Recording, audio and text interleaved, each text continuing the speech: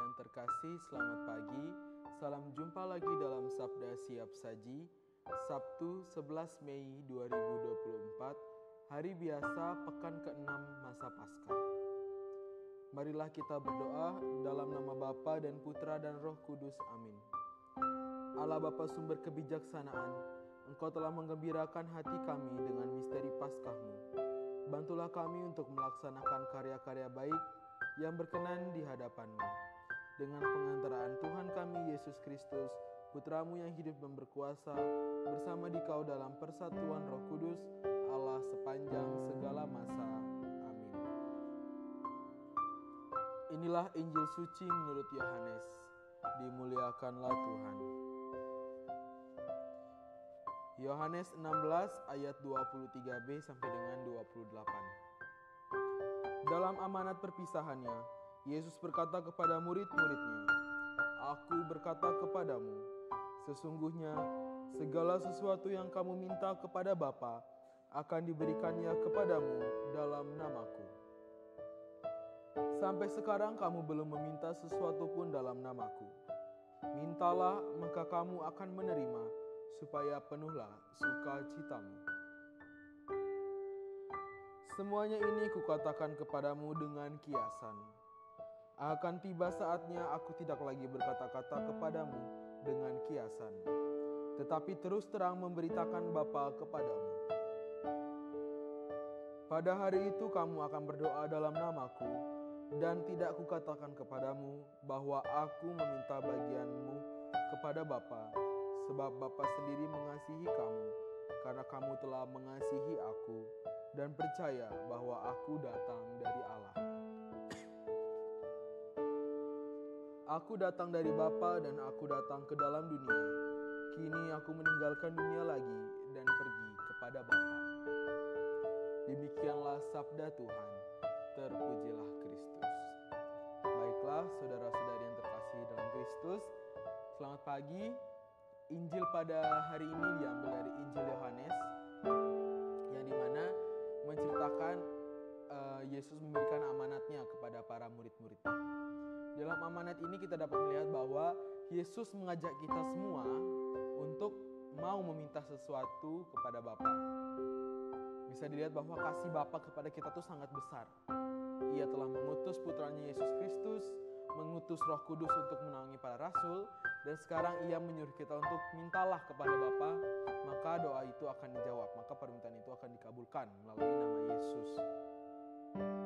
Kasih karunia Allah Bapa kepada kita itu berlipat-lipat ganda. Walaupun kita ini manusia berdosa, kita ini hidup dalam kesesatan, tetapi beribu-ribu pintu maaf Allah bukakan kepada kita, sehingga Ia pun mengasihi kita lebih dalam daripada kita mengasihi Dia. Sama seperti anak yang hilang, kita juga harus kembali kepada Bapa. Yesus Kristus telah naik ke surga, telah bangkit dari antara orang mati. Dengan demikian, kita sebagai para murid-muridnya yang hari ini dan sampai detik ini melanjutkan perjalanannya, itu kita harus mau bertobat. Karena apa? Karena Yesus sendiri telah menang dari maut. Kita jangan sampai kalah. Kita juga harus berani bersaksi di tengah-tengah masyarakat. Sehingga apa? Sehingga kita pun bisa menjadi pintu pertobatan bagi sesama kita. Cobalah mulai dari dalam diri kita sendiri. Mulailah kita mendekatkan diri kepada Allah.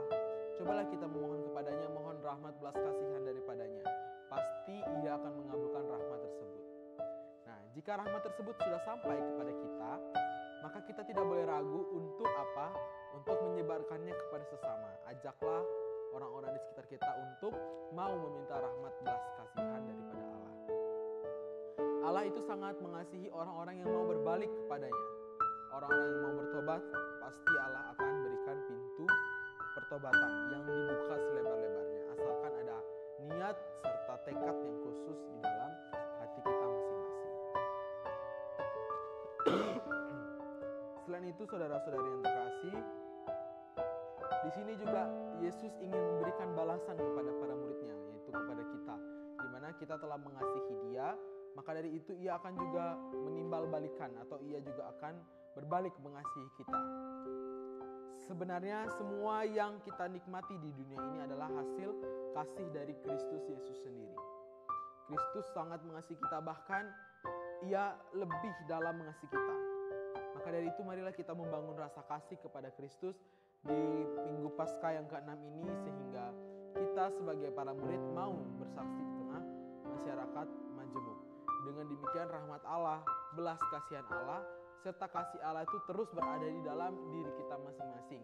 Dan kita pun bisa menjadi kunci pertobatan sesama kita yang masih berziarah di tengah-tengah dunia ini. Selain itu juga Yesus ingin memberitahukan kepada kita bahwa Ia pun berasal dari Bapa dan akan kembali kepada Bapa. Telah selesai misinya di dunia ini, maka Ia akan kembali kepada Bapa.